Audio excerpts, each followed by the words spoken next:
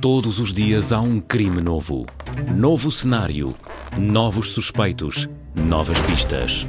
Sudocrime, o novo jogo do Observador.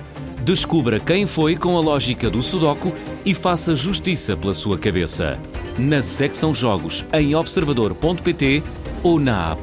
E o livro com 100 jogos já em pré-venda. Observador 10:01.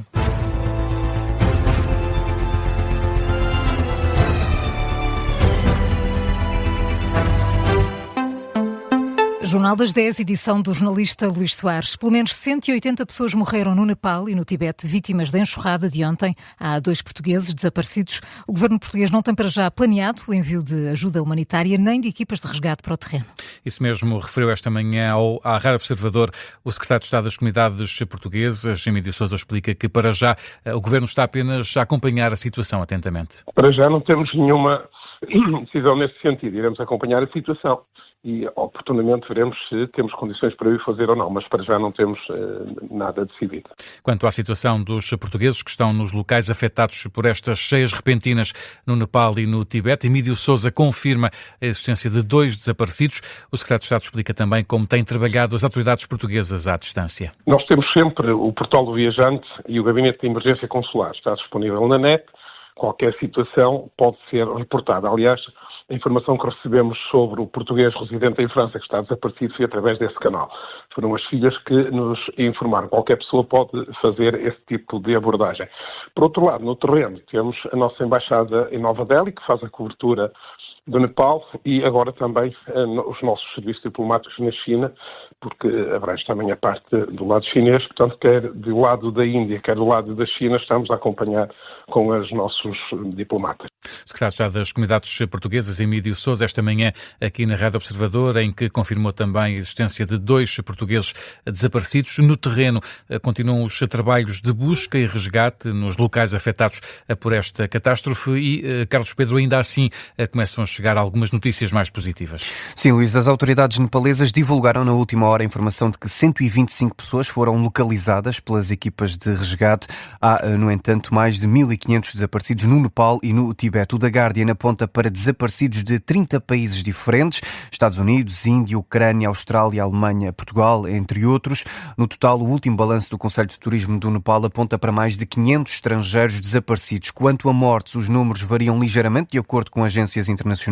A BBC aponta para 180 mortes. A agência Reuters dá destaque esta manhã aos hospitais da capital nepalesa, Katmandu. Os hospitais acordaram esta manhã lotados com a contínua chegada de vítimas das cheias. A Reuters faz também uma cronologia dos desastres que têm atingido a Cordilheira dos Himalaias nos últimos anos.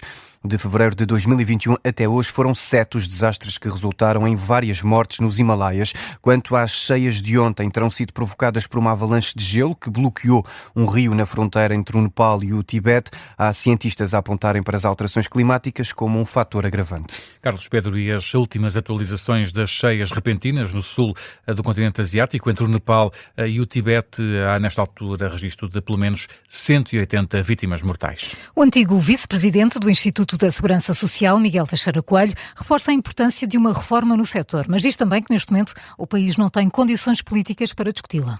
Miguel Teixeira Coelho, que foi o convidado da Comissão de Inquérito esta manhã, onde comentou o mais recente estudo que recomenda ao Governo um sistema complementar para reformar a Segurança Social. Miguel Teixeira Coelho pede consenso dos vários partidos nesta matéria, diz que é preciso um consenso, caso contrário não há condições para discutir a reforma do sistema da Segurança Social. É preciso fazer essa reforma. Temos cada vez menos tempo para a fazer. Essa discussão, no entanto, obriga a que haja um envolvimento muito alargado da sociedade portuguesa. Portanto, nós não vamos conseguir fazer uma reforma só com a intervenção de um partido. E recordando aquilo que foi feito na Suécia, não é? Nos anos 90, a reforma sueca foi feita por um conjunto de peritos, mas depois foi consensualizada politicamente. Porque se não houver esse consenso político e essa consciência da sociedade para a necessidade de uma reforma, então nós não vamos conseguir concretizá-la. E haver condições políticas para que esse consenso seja alcançado? Não há condições políticas. O antigo vice-presidente do Instituto de Segurança Social, Miguel Teixeira Coelho, dá como exemplo a Suécia, onde foi possível a reforma da segurança social com algum consenso político. Alerta também para a importância do sistema complementar, mas diz que as propostas do relatório pedido pelo Governo não são novas, são importantes, mas não são uma solução milagrosa para a segurança social. O novo coordenador autárquico nacional do Chega, Eduardo Teixeira, considera que não é um problema o cargo não estar previsto nos estatutos do partido. Eduardo Teixeira foi escolhido por André Ventura para coordenar o órgão que tutela cerca de 2.000 autarcas e que não está previsto nos estatutos do Chega. Ouvido no explicador desta manhã, Eduardo Teixeira diz que o mesmo acontece noutros partidos. É exatamente igual ao que se passa no Partido Social Democrata. Aliás, o meu colega deputado, Pedro Alves, é o coordenador autárquico do PSD e também não é um órgão estatutário, mas senta-se na Comissão Permanente. O PS também tem a mesma situação. É um órgão nacional que funciona na esfera da Comissão Política e da Direção Nacional do Partido. Então não será formalizado nos estatutos a existência deste órgão? A questão não se põe, não se põe porque não tem que se pôr. Eduardo Teixeira, o novo coordenador autárquico nacional do Chega, no explicador desta manhã, o deputado que lidera a distrital de Viana do Castelo do partido e é vereador na autarquia, faz um balanço positivo das últimas autarcas. Quanto aos autarcas que desde as eleições abandonaram o cargo ou o Chega, Eduardo Teixeira desvaloriza, diz que o mesmo acontece com outros partidos e acusa a comunicação social de falta de escrutínio.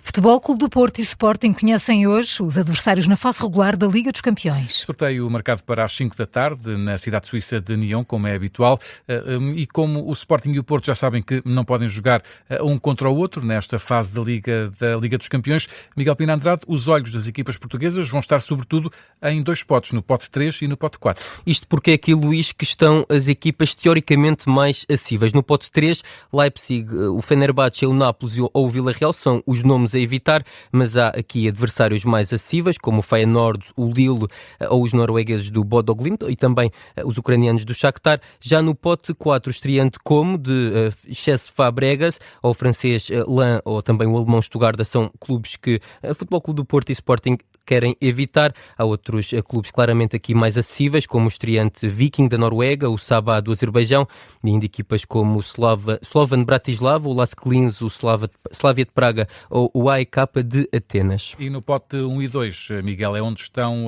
os adversários aparentemente mais difíceis. Sim, há pouco por onde escolher, é sempre o mais difícil, já que junto aos tubarões da Europa, como o Barcelona, o Liverpool, o Real Madrid, o campeão alemão Bayern de Munique, o campeão francês PSG e o Manchester City, os adversários que no papel são mais acessíveis ou menos difíceis seriam o Atlético de Madrid e o Inter de Milão. O Futebol Clube do Porto e o Sporting estão no pote 2, que é marcado pelo equilíbrio das equipas. Teoricamente, o Clube de Bruges, o Betis de Sevilha e o PSV são as equipas mais acessíveis. Os portugueses querem evitar a todo o custo o Borussia Dortmund, a Roma, o Aston Villa e o Manchester United. Miguel Pina Andrade, e os detalhes do sorteio de mais logo para a Liga dos Campeões e a possível sorte ou azar para Porto e Sporting, Leões e Dragões ficam a conhecer o destino na Liga dos Campeões. Já o Benfica e o Sporting de Braga tentam também confirmar a presença nas competições europeias, sendo que no caso das Águias jogam para a Liga Europa, os bracarenses na Liga Conferência. O Aros Benfica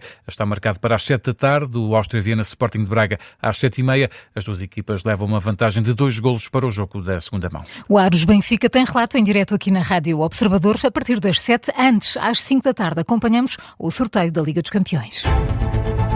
10h10. Luís, que outras notícias marcam esta manhã? A Proteção Civil não registra ocorrências de maior por causa da chuva forte que se tem feito sentir um pouco por todo o país. É o que adianta a Autoridade Nacional de Emergência e Proteção Civil. Hoje há vários distritos com avisos por causa da chuva forte e também que pode ser acompanhada de granizo. A grande parte do país está hoje sob aviso amarelo. Suécia, Países Baixos, Espanha e Polónia vão enviar à Comissão Europeia uma carta a pedir ao Executivo Comunitário para utilizar os 200 mil milhões de euros de ativos russos congelados na União Europeia Europeia para ajudar a Ucrânia. É o que escreve esta manhã o Financial Times. Os planos para usar os ativos russos para financiar a Ucrânia ruíram no último inverno, uma vez que a Bélgica, onde se encontra a maior parte desses ativos, bloqueou a iniciativa devido a receios de que tivesse de devolver os ativos em caso de contestação judicial das autoridades russas. E ontem aconteceu em Espanha, em Valência, a tradicional tomatina, que acontece todos os anos para esta altura, não é? Basicamente. Pelas ruas passam vários caminhões carregados de tomates que vão sendo atirados à multidão, pintam de vermelho a vila de Bunhol. A batalha de ontem durou mais de 1 hora e atraiu cerca de 20 mil pessoas de todo o mundo. Eu nunca fui, confesso. Eu também não gosto de levar com tomates na cara. Assim. Por acaso passo férias com ovos ali ainda na região, mas nunca fui nesta altura para levar com tomates na cara.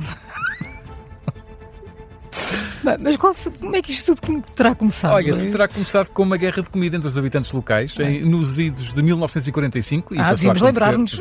Exato. Acontece todos os anos e este ano há um recorde.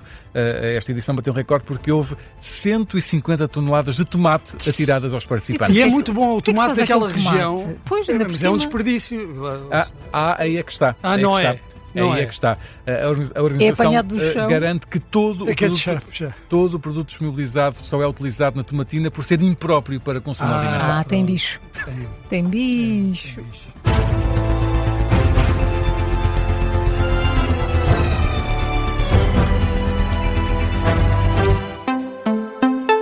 Este programa tem o apoio de BetClick.